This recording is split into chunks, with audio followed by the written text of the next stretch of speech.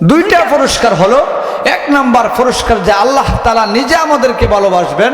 দ্বিতীয় নাম্বার পুরস্কার হলো আল্লাহ তাআলা আমাদের সবার জীবন জিন্দিগির গুনাহ খাতা মাফ করে দেবেন। হইল দুইটা। আচ্ছা আসুন একটু সামনের দিকে যাই।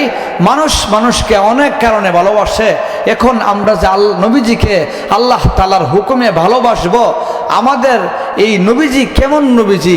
ভালোবাসতে তো মানুষের অনেক ধরনের গুণাগুণ লাগে। এই গুণাগুণ, ভালোবাসার গুণাগুণ নবীজির ভিতরে আছে কি না নাই, সেই বিষয়টি একটু আলোচনা করি। আসুন সামনের দিকে যাই। ভাইরা আমার, একটা মানুষ সমাজে থাকে, মানুষ মানুষকে ভালোবাসে অনেক কারণে ভালোবাসে। এক নম্বর কারণ হলো যে মানুষ যদি সুন্দর হয় তাহলে মানুষ মানুষকে ভালোবাসে, যদি তার বিদ্যা বুদ্ধি থাকে তাহলে তাকে মানুষ ভালোবাসে। আরও অনেক দেখতে যদি সুন্দর হয়, বিভিন্ন কারণে মানুষ মানুষকে ভালোবাসে। আমার নবী, আপনার নবী কেমন ছিল যদি বলতে যাই, তাহলে দিন যাবে, রাত যাবে, বছর যাবে, যুগ যাবে। নবীজি কেমন ছিল সেই বর্ণনা করে আমি শেষ করতে পারবো না। কয়েকটি বিষয় নিয়ে, নবীজির কয়েকটি গুণাগুণ নিয়ে আমি আপনাদের সম্মুখে আলোচনা করব। ভাইরা আমার, মানুষ মানুষকে ভালোবাসে, সুন্দর হইলে মানুষ মানুষকে ভালোবাসে। আমার নবী, আপনার নবী দু জাহানের বাদশা কেমন সুন্দর ছিল, আসুন একটু আলোচনা করি। নবীজির সাহাবী হযরত হাসান ইবনে সাবিত রাদিয়াল্লাহু তাআলা আনহু আরবের অনেক বড় কবি ছিলেন। সেই কবির একটি হাদিস বর্ণনা করতেছেন, কবির ভাষায় সেই হাদিসটি বর্ণনা করছেন। একটু সামনের দিকে যাই। এই কবি হাসান ইবনে সাবিত রাদিয়াল্লাহু তাআলা আনহুমা কবি তার সুরে একটি হাদিস বর্ণনা করেছেন। ও আহসানু মিন কালাম তারাকাতু আইনি ও আজমালু মিন কালাম তালিদিন নিসাই খুলিকতা মুবাররাম মিন কুল্লি আইবিন কাআন্নাকা খুলিকতা কামা তাশা। ভাইরা আমার, একটু গভীর মনোযোগ দিয়া শুনুন। হযরত হাসান ইবনে সাবিত রাদিয়াল্লাহু তাআলা আনহু তিনি বলতেছেন, ও আহসানু মিন কালাম তারাকাতু আইনি, আমি হাসান ইবনে সাবিত আরবের এমন কোন জায়গায় যাই নাই, এমন কোন মহল্লায়, এমন কোন গল্লিতে যাই নাই, কিন্তু মুহাম্মাদুর রাসূলুল্লাহ সাল্লাল্লাহু আলাইহি ওয়াসাল্লামের মতো এমন সুন্দর মানুষ পৃথিবীতে দেখি নাই। ও আহসানু মিন কালাম তারাকাতু আইনি ও আজমালু মিন কালাম তালিদিন নিসাই।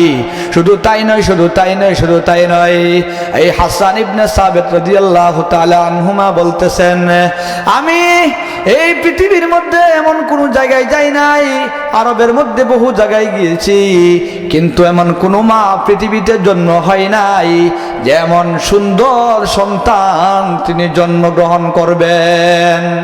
ভাইরা আমার, একটু মনোযোগ দিয়ে শুনি হাসান ইবনে সাবিত রাদিয়াল্লাহু তাআলা আনহু কি বলতেছেন।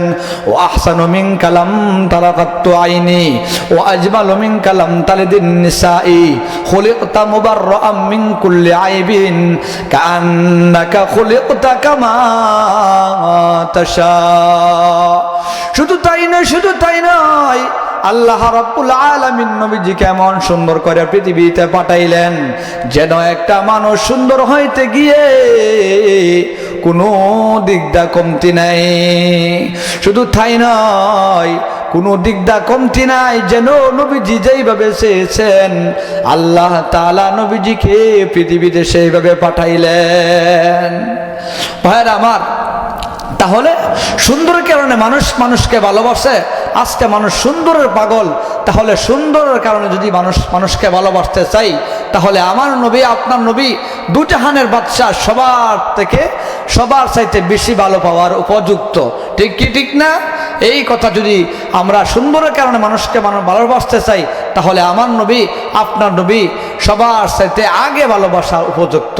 মানুষ সমাজে অনেক আছে, বেড়া দেখতে বড় সুন্দর, বেড়া দেখতে খুব সুন্দর, কিন্তু বেড়ার পেট বড়, বেড়া দেখতে বড় সুন্দর কিন্তু বেড়ার চোখ কেমন কেমন জানে। মানুষ দেখতে বড় সুন্দর কিন্তু তার দাঁত উঠা উঠা অবস্থায়।